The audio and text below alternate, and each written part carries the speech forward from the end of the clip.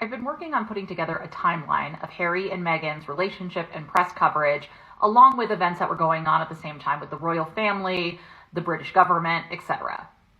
And part of this was to see if we could make a reasonable conclusion that Meghan was perhaps a scapegoat in some cases to other things going on in the British royal family or politics.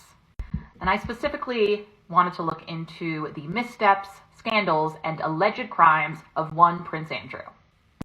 Prince Andrew is the third child, second son of Queen Elizabeth II. It's also been rumored that he is her favorite child. And the reason I wanted to make this series of videos, because it will be a series, probably 3 or 4 parts, which I will link in the comments each time I have a new video, is because I have a lot of comments on my videos about who deserves royal security and royal protection funded by the British taxpayers, and also the idea of who deserves titles. And I think that's very interesting, given how we see this play out with Prince Andrew. Not to mention when Buckingham Palace chooses to speak on something going on in the family and when they don't. And I think this is all very interesting. So before we get started, let's just do a little bit of background. In the 90s, Prince Andrew and Jeffrey Epstein are introduced through a mutual friend, Ghislaine Maxwell. You might recognize the name Jeffrey Epstein. If you don't, just do a Google search because, oh boy. Pictured here left to right is Prince Andrew, teenaged Virginia, and Ghislaine Maxwell, who, along with Jeffrey Epstein, is alleged to have sex trafficked Virginia along with other young women. So allegedly in March of 2001, Virginia says that Andrew sexually assaults her at Maxwell's home in London, and then it happens again at Epstein's house in New York, as well as an orgy on his private island in the Caribbean. We can't get too much into Jeffrey Epstein's crimes here, but it is important to note that in December 2010, Prince Andrew visits Jeffrey Epstein in New York after Epstein's release from prison for pleading guilty to prostituting minors. They are photographed walking through Central Park, which, that's a choice. Andrew claimed that this visit was to end his friendship with him, but just pick up the phone? And also, it doesn't help your case that you decided to stay with Jeffrey Epstein for those few days in New York because it was most convenient, which is what I would do if I'm breaking up with a friend who's also a pedophile. But anyway, in July of 2011, Andrew quits his trade envoy role after a furor over him visiting Epstein.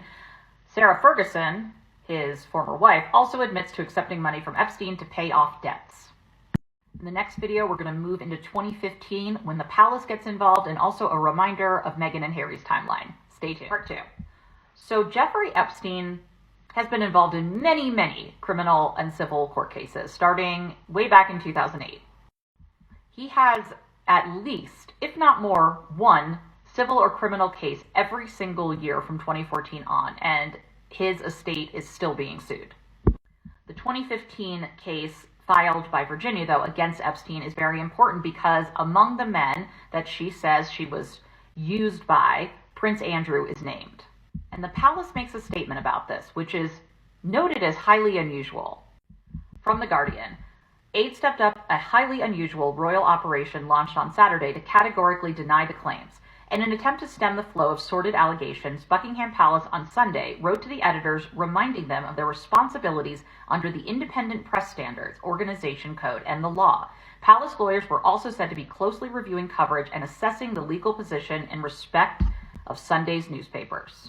So in this case, the press is reminded by the palace of the standards that they must keep, and legal action is floated as a possibility if the stories don't stop.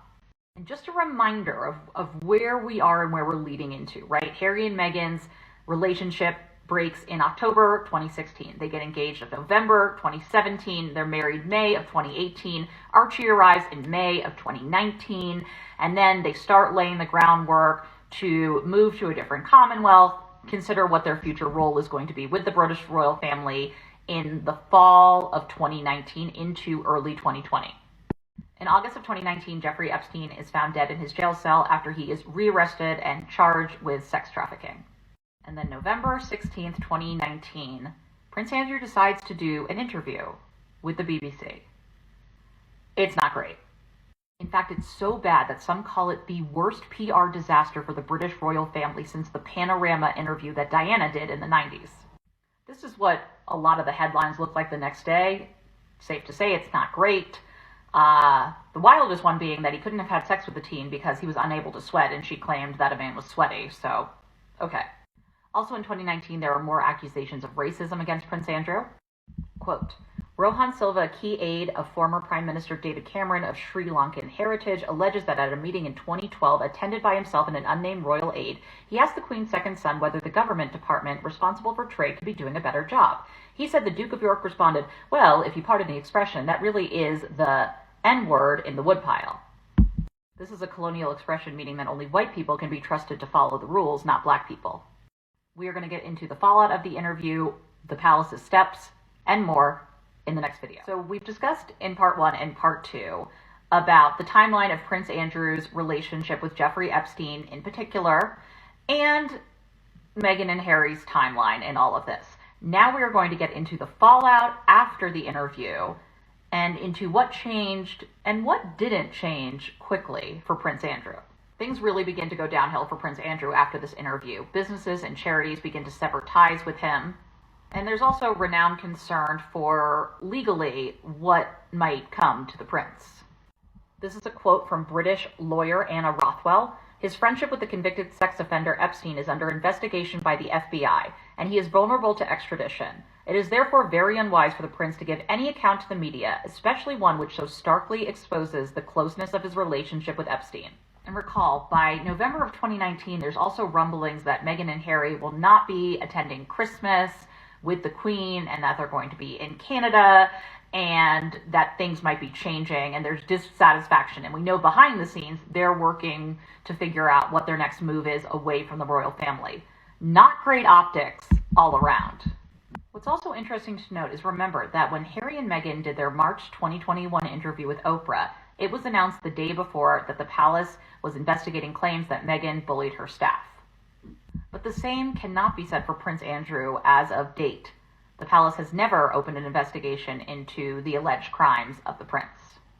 And if we're going to make any sort of correlations, it doesn't look great if Harry and Meghan are saying to Oprah that a big reason they left was the lack of security, protection from the royal family. It doesn't look great if it appears that Prince Andrew is receiving that kind of protection, given everything that is coming to light about him. Prince Andrew steps away from his public duties after this interview in 2019, but it isn't until 2022 when a New York judge rejects the prince's attempts to throw out a sexual civil lawsuit brought against him by Virginia that the Queen strips her son of a range of military affiliations and royal patronages after receiving a letter from more than 150 veterans describing their upset and their anger. He also was to cease using HRH, but it's important to note, he still had security. Despite all these titles being stripped away, despite stepping down from public duty, still has the security. In contrast, Prince Harry was stripped of military titles in 2020 after he and Meghan made the decision to step back from royal life, and security detail was allegedly removed in March of 2020. So that happened pretty instantaneously. It didn't take a few years. Stay tuned for the final part of the series. Picking up in March 2022, Prince Andrew makes his first public appearance since settling the lawsuit when he attended the service of Thanksgiving for the life of Prince Philip in an unexpected central role on the arm of the Queen. This was seen as the monarch giving her son her full support, and both the Queen and Andrew were widely criticized following the service. I'm taking this piece from Newsweek. In August of 2022, it was reported that Prince Andrew will keep his publicly funded bodyguards after a review by the same UK government committee at the center of Prince Harry's ongoing security lawsuits, according to reports. So despite stepping down from public royal duty in 2019 and also having a civil case lodged against him by Jeffrey Epstein's accuser Virginia in 2021, he is still receiving taxpayer-funded protection at an estimated cost of £500,000 to £3 million per year. I will note that about 3 weeks ago, several outlets made the claim that Prince Andrew will have his security axed in the very near future. His spokesperson did not comment on it, so we'll see. So when Meghan Markle comes onto the scene, it's really just the beginning of a really tumultuous period for Prince Andrew, where there are allegations of sexual assault against a minor, plus his relationship with Jeffrey Epstein. And it's hard to look at that and say, would the British royal family rather have all these sordid details playing out all the time in the media about Prince Andrew, or would they rather have some backlash and criticism and avocado toast of it all about Meghan Markle? And it really makes me question, how much is protocol when it comes to titles and security, and how much of it is somewhat due to favoritism? I mean, the news about Prince Andrew being involved with Jeffrey Epstein and the sexual assault case started in 2015. It's not till he has a terrible interview in 2019 that he steps down from public duties, because really it seems like the pressure from charities and businesses cutting ties maybe forced the hand of the royal family to therefore remove some of his titles and military honors, but he still gets security. And it's difficult to look at that and see how it squares up with Meghan and Harry. It's also very telling that the palace makes an unusual step to speak out against these claims against Prince Andrew. But when it comes to racism and vitriol against Meghan Markle, there's silence. Again, I need to look more into this, but it is very fascinating who gets spoken up for, who gets security, who gets titles, and who doesn't, and how fast any of this change occurs.